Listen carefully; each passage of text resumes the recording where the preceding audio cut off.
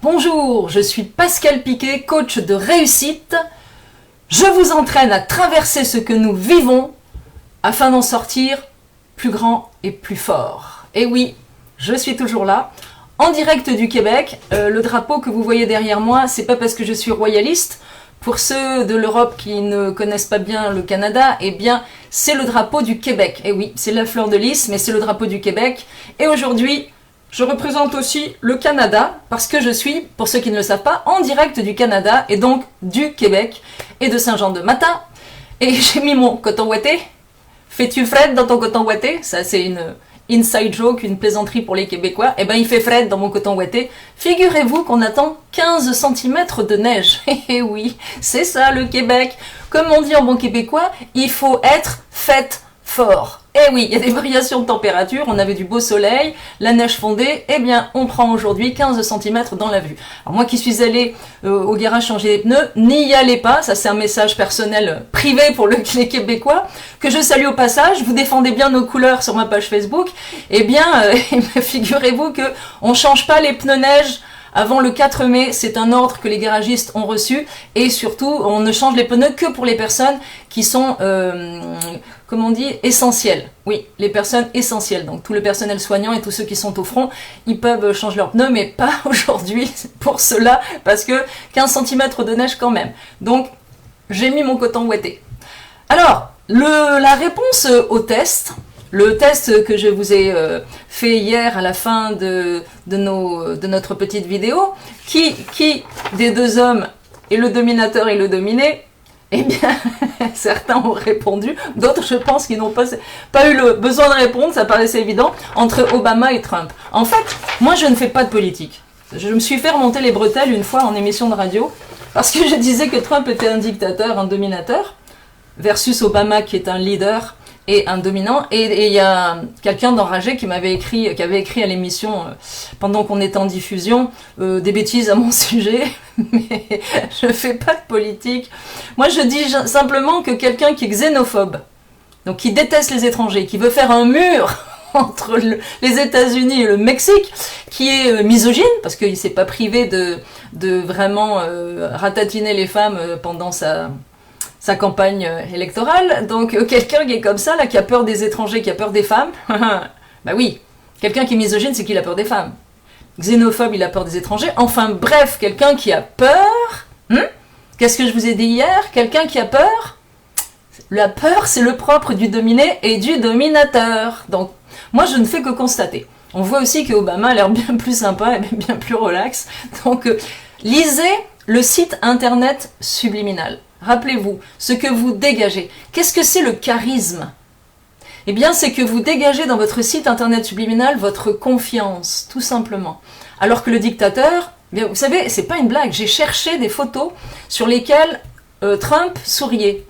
J'en ai pas trouvé, je vous assure. Il a un rictus, mais il n'a pas de sourire. Alors que Obama, vous le voyez sourire, vous le voyez la larme à l'œil, il est ému parfois, vous le voyez sérieux, vous le voyez un petit peu plus vindicatif, il y a toute la gamme des émotions qui est représentée, alors que Trump, il rit pas, il rictus. Donc ça, c'est pas moi qui l'ai inventé non plus. Enfin, vous en ferez ce que vous voulez, je ne fais pas de politique, je ne m'occupe que des comportements humains. Je voulais vous dire aussi que hier, quand je vous ai montré un bébé qui a peur, c'est pas pour me moquer du bébé, c'est parce que le bébé, c'est vous. Quand vous tombez dans votre enfant intérieur, on va revenir sur les peurs, dans les émotions négatives, parce que c'est le sujet d'aujourd'hui, mais ça là, c'est vous. Vous avez 20 ans, 30 ans, 50 ans, 60 ans, 70 ans, 90 ans, 102 ans, mais quand vous retombez dans vos chaussures d'enfant et que vous avez peur, voilà à quoi vous ressemblez. Souvenez-vous-en. Alors, ce que je voulais vous dire aussi, c'est que, eh bien, je sais que je suis en compétition tous les jours à 13h ici au Québec et à 19h en Europe. Donc à 13h, notre Premier ministre du Québec se diffuse les nouvelles informations à la même heure que moi. Et donc si vous en avez assez d'entendre toujours la même chose, et ben vous me regardez moi, et sinon vous le regardez lui, puis vous me regarderez moi après, c'est pas important. Et à 19h, eh bien il y a le JT, le journal télévisé, dans l'Europe, enfin en tout cas la Belgique et la France. Donc je sais que j'ai une sérieuse compétition, mais je sais aussi que si vous me regardez en direct, c'est parce que vous voulez un peu changer d'air et changer un peu votre état d'esprit, donc je suis là. Et savoir aussi que peut-être que vous ne vous en êtes pas rendu compte, mais ça va être le week-end de Pâques. Vous avez peut-être perdu la notion du temps. Vous faites peut-être des traits sur la tapisserie pour compter les jours, mais ça va bientôt être Pâques. Donc, je me suis dit que habituellement, j'ai mes amis, Isabelle et Julien et leurs enfants qui viennent, et tous mes amis, et on cache les œufs. Bah là, cette année, ce sera sans œufs. Alors, je vais me mettre sur ma terrasse et je vais jeter les œufs en fermant les yeux et je m'amuserai à les chercher en souvenir de mes petits amis Romy et Polo. Donc voilà, et au passage, je salue la famille Caron de Bretagne. La Bretagne est bien représentée sur ma page. Donc la famille Caron en Bretagne, ne sortez pas sur la plage. C'est interdit. Et oui. Donc, après ces bonnes nouvelles, aussi pour vous dire que lundi, ben c'est le lundi de Pâques, hein, ça tombe toujours en lundi, eh bien je ne diffuserai pas. Je vais prendre aussi un peu de repos, parce que ça demande du travail de vous trouver des sujets. Donc dimanche et lundi, eh bien, je ne serai pas sur les ondes et samedi non plus. Donc samedi, dimanche, lundi, il va falloir vous débrouiller tout seul. Enfin, vous débrouiller tout seul, il y a quand même 16 vidéos, même 17. Donc si vous avez la nostalgie de Pascal Piquet, vous choisissez celle que vous voulez, avec le bonnet de bain ou avec le barbouillé à la Rambo ou avec Darvador, vous faites ce que vous voulez, mais je ne peux pas vous manquer, il y a de la matière. Faites vos révisions, tiens, faites vos révisions, ça pourrait être une bonne idée. Et puis... pour ceux qui sont familiers avec les huiles essentielles, on m'a donné un tuyau. Joël et puis tout la clinique de Bruxelles, là, je les salue. Ils sont au front et je salue encore le personnel soignant. Il faut continuer à les soutenir, les amis, parce que ils sont fatigués. Ils sont fatigués. Donc, moi là, si vous voulez m'appeler ou si vous voulez qu'on se parle, je suis là. Néanmoins, ce matin, quelqu'un dans un magasin et qui est au comptoir et épuisé aussi me disait on aurait besoin de massothérapeute. Sauf que on ne peut pas se toucher. À ce sujet-là, encore des nouvelles pour les Québécois, soyez très très très prudents parce que maintenant la police sillonne les rues pour savoir pourquoi vous êtes dehors et si vous n'êtes pas à votre adresse indiquée sur votre permis de conduire, vous risquez des gros ennuis. Donc il faut habiter là où c'est écrit sur votre permis de conduire, normalement, hein, normalement, à moins que vous ayez des bonnes raisons et que ce soit explicable à la police, mais sinon c'est 1000 $, 1000 $, c'est quoi l'équivalent de 800 €, c'est 1000 $ de contravention, hein, de ticket, comme on dit en bon québécois, et 560 $ aussi de frais de dossier. Pour ouvrir votre dossier, pour avoir un ticket, c'est 560 $. Donc, tenez-vous tranquille, ça vaut pas le coup. Déjà que on a besoin du gouvernement en ce moment, quand on n'a plus de clients, ça vaut pas le coup d'aller se prendre une prune en français et un ticket en québécois en ce moment. Donc, attention, soyez prudents, et puis, la prudence est de mise parce que, regardez, si vous voulez vraiment qu'on éradique ce foutu virus, il faut rester discipliné. Ça va? Allez, hop, on est discipliné. On va y arriver, on va y arriver. Et donc, les huiles essentielles, l'huile essentielle s'appelle Ravinsara. Ravinsara, qu'est-ce que c'est? C'est un arbre, c'est le ravinsar, c'est un arbre aromatique qui est originaire de Madagascar et qui a des vertus pour booster le système immunitaire. Alors encore une fois, si vous y croyez, faites-le. C'est une huile essentielle, donc je le répète, c'est Ravinsara. Ravinsara. C'est un arbre qui pousse à Madagascar et qui est très productif et très efficace pour le système immunitaire. Encore une fois, faites ce que vous pensez être bon pour vous. Parce que les croyances, ce que vous croyez existe. Donc si vous êtes persuadé que c'est bon pour votre santé, ça le sera. De toute façon, ça ne peut pas vous faire de mal. N'est-ce pas? Si vous pensez qu'un verre de rouge le midi, le soir, c'est bon pour votre santé en ce moment, c'est vous qui voyez, ça ne peut pas vous faire de mal non plus. Mais en tout cas, les huiles essentielles ont cette vertu, pour ceux qui y croient et qui sont familiers, eh bien, de booster le système immunitaire. Surtout, ça a la réputation d'être un antivirus. Donc il y a toujours des remèdes de grand-mère ou des remèdes d'huiles essentielles ou des remèdes de médecine parallèle qui peuvent être efficaces à partir du moment où vous y croyez, bien sûr. Alors, les émotions négatives, c'est le thème d'aujourd'hui. Comment les gérer et surtout, est-ce qu'elles sont gérables? Et puis, est-ce qu'elles sont utiles? Bonne question. Pensez-vous que les émotions négatives sont utiles? Imaginez pour objectif le bonheur. Ça, c'est votre objectif, le bonheur. Vous avez une stratégie qui vous emmène vers le bonheur. Qu'est-ce qui va vous faire dévier de cette stratégie? Les émotions négatives. Uniquement les émotions négatives. Regardons les choses en face. Imaginons, vous êtes chef d'entreprise, vous avez 15 employés. Et puis, peut-être que c'est de circonstance, Et puis, vous n'avez plus suffisamment de clients et votre compagnie, votre entreprise bat de l'aile, il faut supprimer 5 postes. Évidemment, si vous êtes un desperado, celui qui donne tout et qui veut sauver la planète, vous allez vous dire, je ne peux pas faire ça, ce sont des bons employés, ce sont des gens qui arrivent à l'heure, ce sont des gens travaillants, je ne peux pas les mettre à la porte, je culpabilise de les mettre à la porte. Bon, vous êtes dans les émotions négatives, la culpabilité. Si on vous ramène à votre objectif, quel est votre objectif? Sauver votre entreprise. Quelle est votre stratégie? Supprimer 5 postes. Vous pouvez le faire tout à fait noblement, faire une belle lettre de recommandation à ces 5 personnes et leur expliquer que vous n'avez plus suffisamment de clients pour faire tourner l'entreprise et que vous êtes obligé de supprimer 5 postes et vous leur faites une belle lettre de recommandation. Votre objectif, c'est de sauver votre entreprise. Si vous tombez dans les émotions négatives, vous gardez ces 5 personnes. Le résultat, 1 an plus tard, vous êtes 16 à la rue. Les 15 personnes plus vous. Donc si votre objectif est de sauver votre entreprise, eh bien votre stratégie est de supprimer 5 postes. Il n'y a pas le choix. C'est exactement ce que vous devez faire. Vous comprenez que si vous ne sortez pas de votre stratégie en allant dans le sentiment de culpabilité, eh bien vous savez exactement ce que vous avez à faire. On fera parfois des vidéos par rapport à l'entreprise, ça peut être intéressant parce que vous soyez manager ou chef d'entreprise, vous n'êtes pas là pour vous faire aimer. C'est pas l'objectif là, c'est pas le bon domaine. Vous êtes là pour faire fructifier votre entreprise pour le bonheur des employés et pour le vôtre aussi, mais pas pour être aimé. Rappelez-vous, je vous l'ai déjà dit, Sacha Guitry a dit, vouloir plaire à tout le monde, c'est vouloir plaire à n'importe qui. Premièrement, voulez-vous plaire à n'importe qui, et deuxièmement, en voulant plaire, eh bien vous vous soumettez. Un leader ne veut pas plaire. Un leader va exposer, si c'est un homme politique, va exposer ses idées, vous le suivez, vous ne le suivez pas, vous faites comme vous voulez. C'est partout pareil. On expose qu'on est, et puis on nous suit ou on ne nous suit pas, tout simplement. Mais personnellement, comme vous l'avez peut-être remarqué, je ne cherche pas du tout à être aimé. Je suis ce que je suis. Comme on dit en anglais, what you see is what you get. Ce que vous voyez, c'est ce que vous avez. Si ça ne vous convient pas, arrêtez la vidéo ou allez sur la page de quelqu'un d'autre. Et si ça vous convient, yes, vous êtes à la bonne place. Donc, souvenez-vous, un leader, c'est du charisme qu'il dégage dans son site internet subliminal.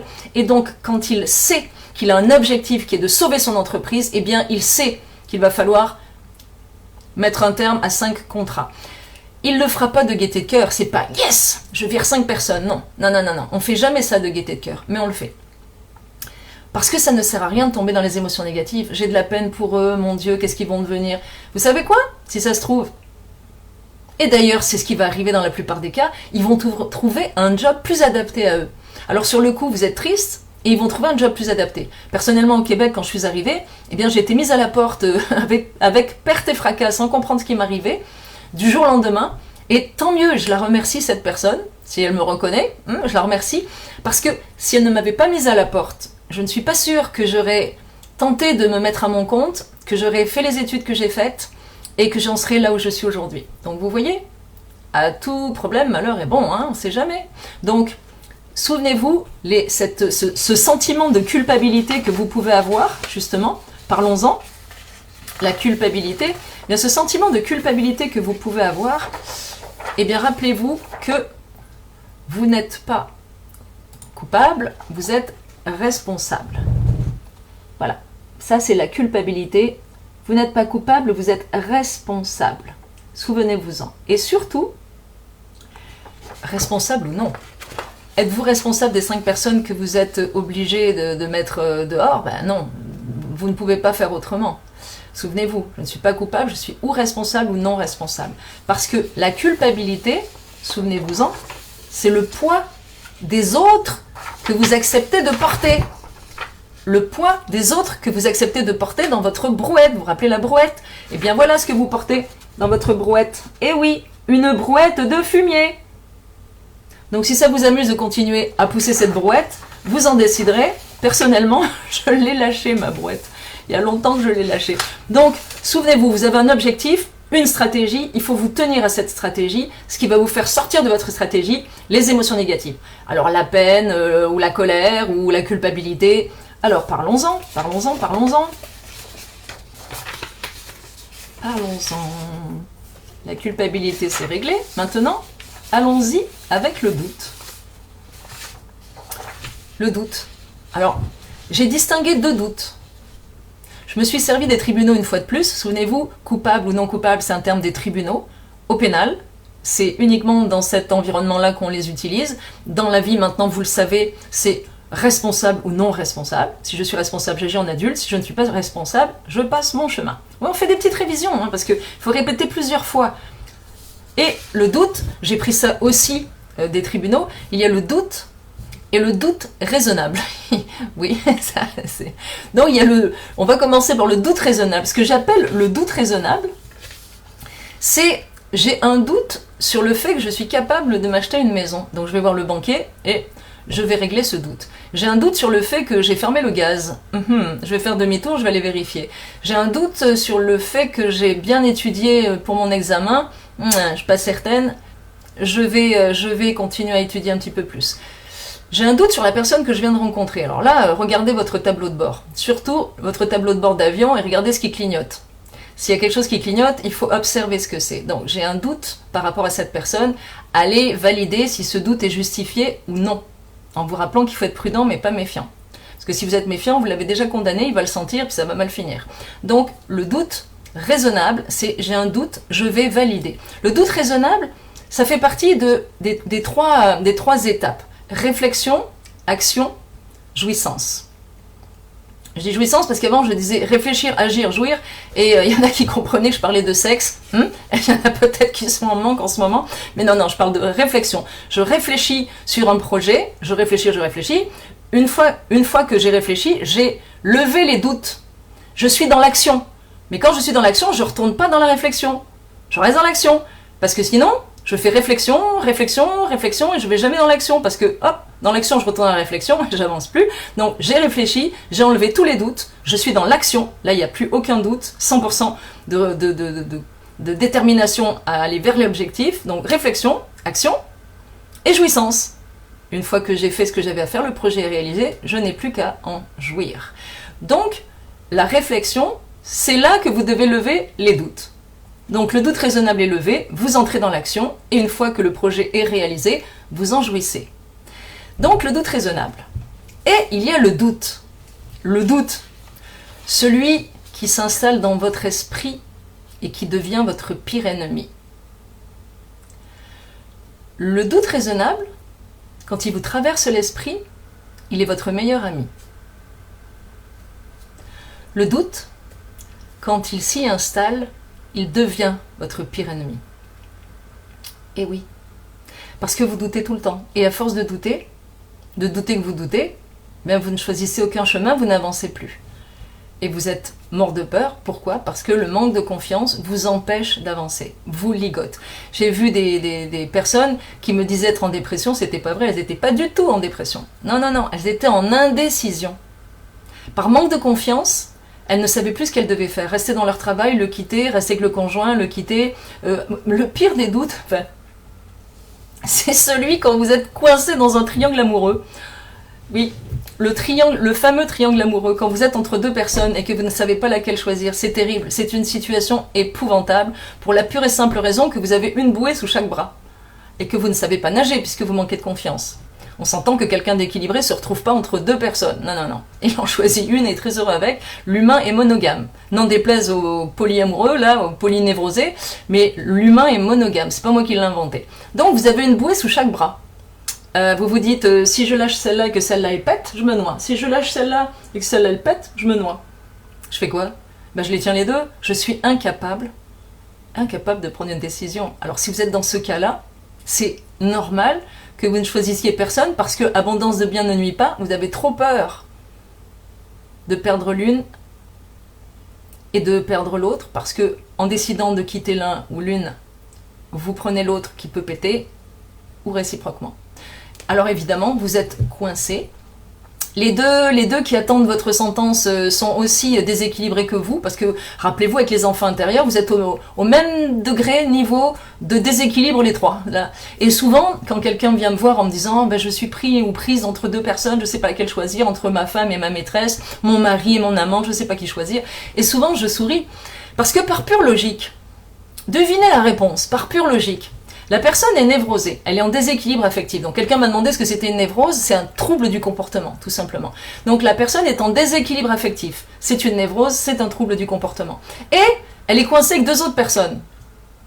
Donc imaginez, les 2 autres personnes, elles sont au même niveau de déséquilibre qu'elle. Bon, et ben s'ils barbotent là-dedans les 3, sans venir voir personne pour les aider à sortir de là, ben, ils vont rester longtemps coincés.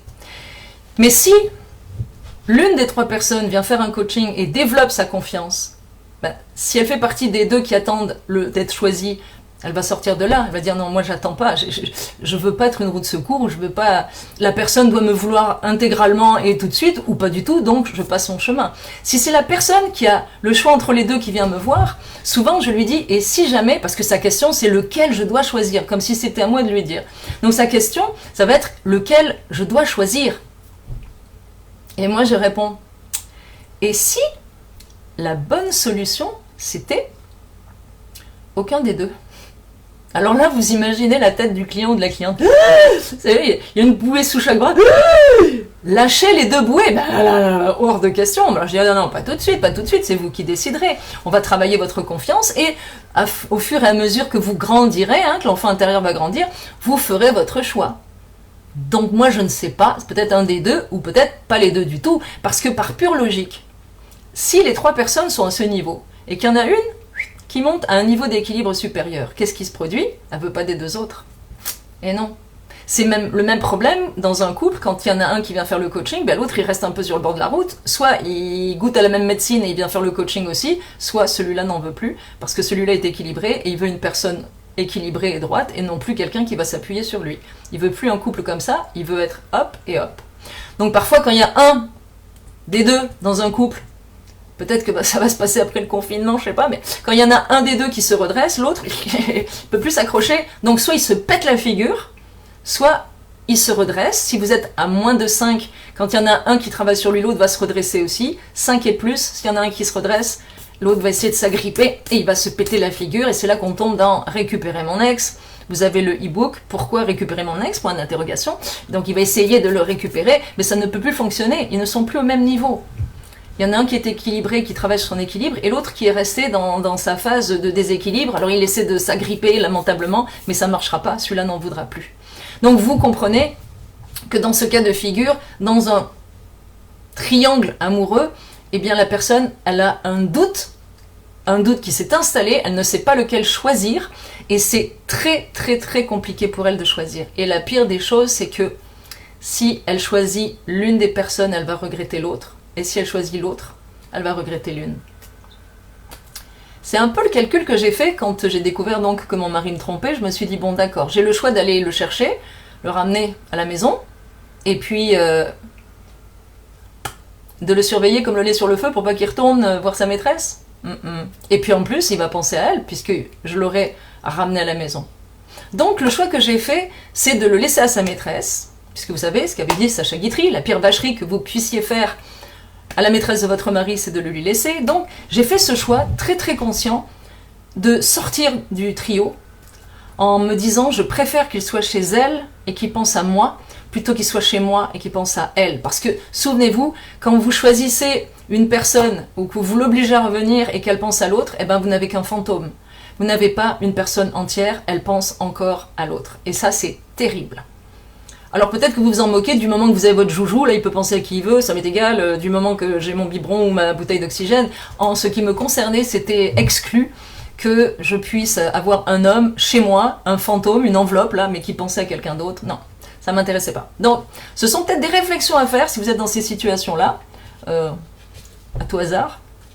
Donc le doute ou le doute raisonnable vous traverse l'esprit, il est votre meilleur ami. Bravo, mais le doute qui s'y installe devient votre pire ennemi. C'est encore une question de confiance. Travaillez sur votre confiance. Sinon, si vous avez des doutes, alors ce qui est amusant, c'est que vous n'avez aucun doute pour prendre une décision dans votre vie professionnelle, mais dans votre vie privée, bam, impossible d'en prendre une. Impossible. Vous laissez tout le monde vous marcher dessus. Je me souviens d'un chef d'entreprise qui était venu parce que ses enfants majeurs lui saccageaient toutes ses relations, mais toutes. Dès qu'il avait une femme dans sa vie, C'était la foire d'empoigne, les enfants étaient épouvantables avec sa compagne, c'était un vrai carnage. Et donc je lui parle de son entreprise qui fonctionnait à merveille et je lui dis mais dans votre entreprise vous êtes un leader, c'est-à-dire que vous avez des employés qui savent exactement ce qu'ils ont à faire, qui vous apprécient et qui sont productifs et il y a une belle ambiance donc vous êtes un leader. Oui, me dit-il. Eh bien je lui fais part que dans sa vie familiale il peut être un leader aussi. Non, me répond-il. J'ai dit pourquoi? Il me dit parce que ce sont mes enfants. J'ai dit alors? Il me dit c'est trop émotif, je ne veux pas leur faire de peine. Eh bien, ce monsieur voyait sa santé s'effilocher et ses conjointes partir tout en courant devant les petits monstres qu'il avait enfantés et qu'il entretenait dans leur statut de petits monstres. Ça, c'est une autre vidéo qu'on a faite sur les enfants, n'est-ce pas?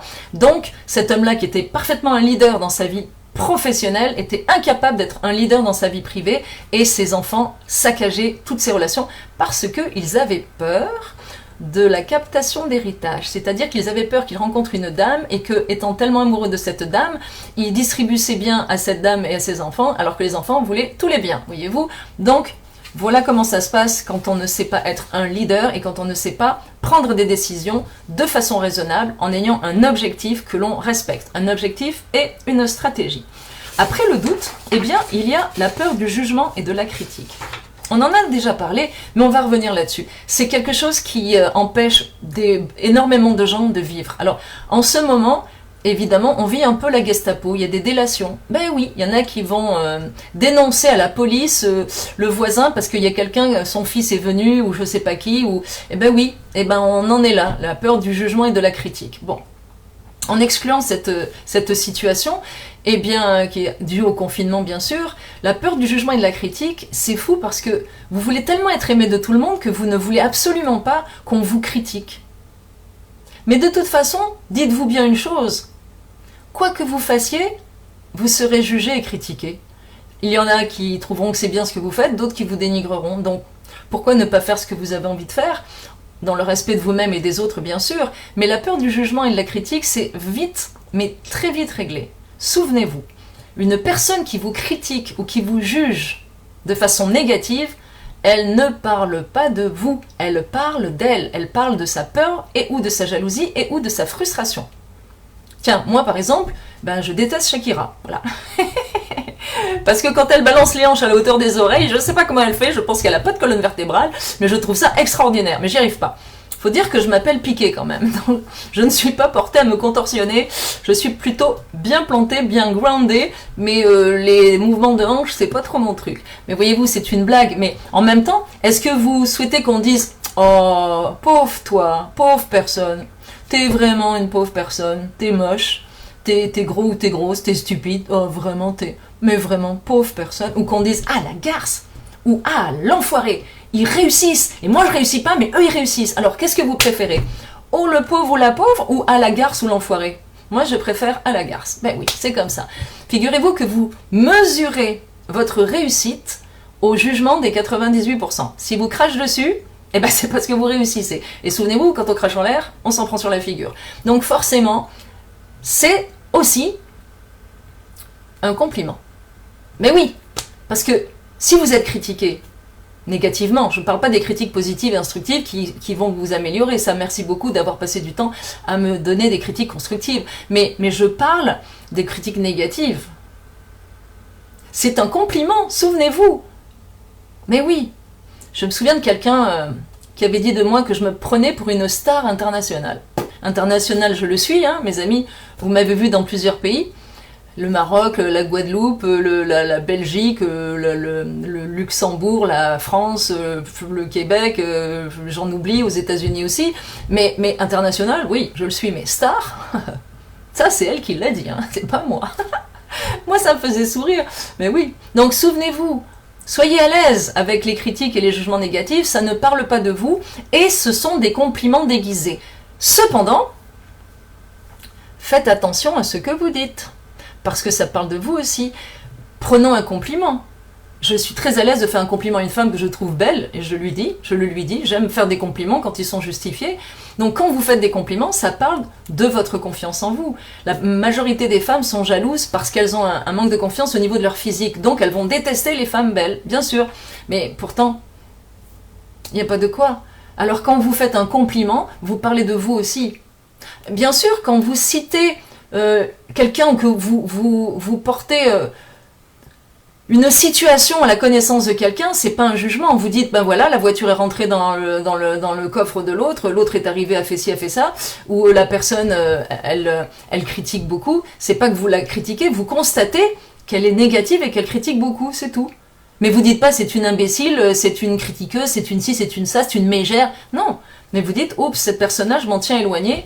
Je me souviens de quelqu'un qui avait organisé un événement, et puis, oulalalala, cette personne-là, juste avant l'événement dans lequel je devais intervenir, m'avait massacré une brochette de conférencier.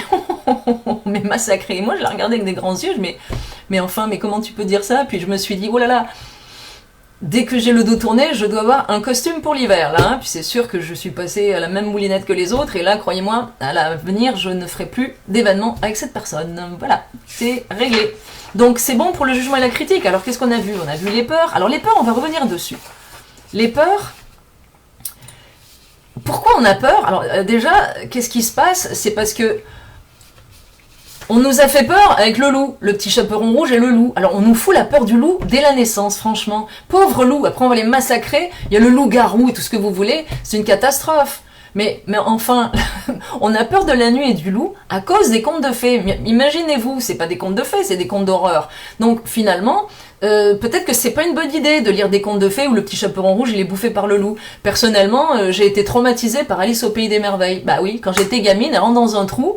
Déjà, ça m'a rendu claustrophobe. Elle rentre dans un trou de lapin, puis elle se retrouve dans toutes sortes de situations avec une reine qui dit qu'on lui coupe la tête, un chat qui apparaît, qui disparaît, des trucs dégoûtants.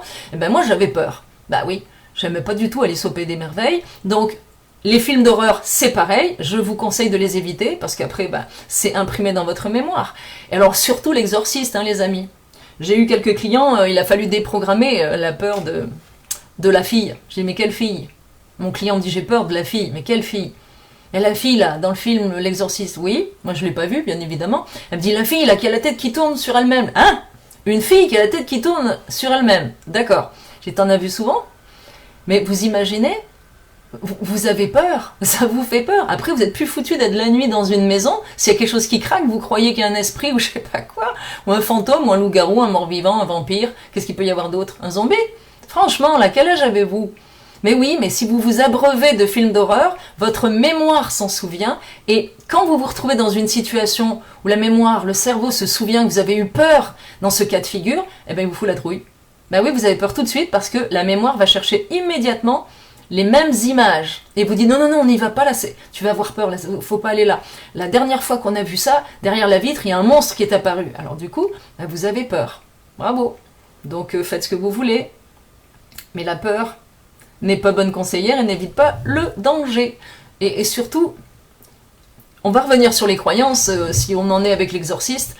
Je vais juste vous poser une question. Expliquez-moi pourquoi les protestants n'ont pas de pasteur exorciste. Expliquez-moi pourquoi les protestants et les bouddhistes sont pas, enfin je sais pas trop pour les bouddhistes, mais sont pas possédés du démon. Expliquez-nous. Hein? C'est fait partie des croyances. Si vous croyez que le diable existe, il va vous posséder. Si vous ne croyez pas que le diable existe, il ne vous possédera pas. Dans la philosophie protestante, c'est une part de nous-mêmes. Donc vous voyez, on ne peut pas foutre ça sur le dos de quelqu'un de cornu, fourchu et tout rouge. Parce que la responsabilité, elle est plutôt par ici, n'est-ce pas? Donc, c'est amusant, ce que vous croyez existe. Donc, il n'y a pas de pasteur exorciste, il y a des prêtres exorcistes. Il n'y a pas de possédé du démon chez les protestants, il y en a chez les catholiques. Allez savoir pourquoi. Est-ce que le diable a peur des protestants? C'est possible. C'est possible. C'est possible. Donc, par rapport à la peur, il y a aussi une peur qui est très très connue. La peur de dire non. Et pourquoi vous avez peur de dire non? Parce que vous avez peur qu'on ne vous aime plus. Et surtout, parce que vous avez peur qu'on vous dise non à vous aussi. Donc, la peur de dire non va vous soumettre et vous allez devenir l'esclave de tout le monde parce que ça vous terrifie de dire non. Toujours relatif à la peine. Eh bien, la peine, on en fera un sujet pour la prochaine fois. Donc, je vous souhaite un beau week-end de Pâques, un beau samedi, dimanche, lundi. Je pense que vous allez cacher les œufs dans la maison pour les enfants. Et puis, on va quand même en faire une fête, si vous le voulez bien, et on s'en souviendra de ce Pâques 2020. Alors, fermons la porte au virus, il ne passera pas par nous. Et toujours, le syndrome de Tarzan, si vous voulez le lire chapitre par chapitre, le syndrome de Tarzan, à déguster avec modération et lentement, et à surtout appliquer. Parce que ça, la masturbation intellectuelle, à lire toutes sortes de livres, à pas les appliquer, c'est la raison pour laquelle je le diffuse petit à petit sur mon site. Vous avez le lien relié à cette vidéo. Donc je vous souhaite de joyeuses Pâques et encore une fois, tenez bon, on va y arriver. À bientôt!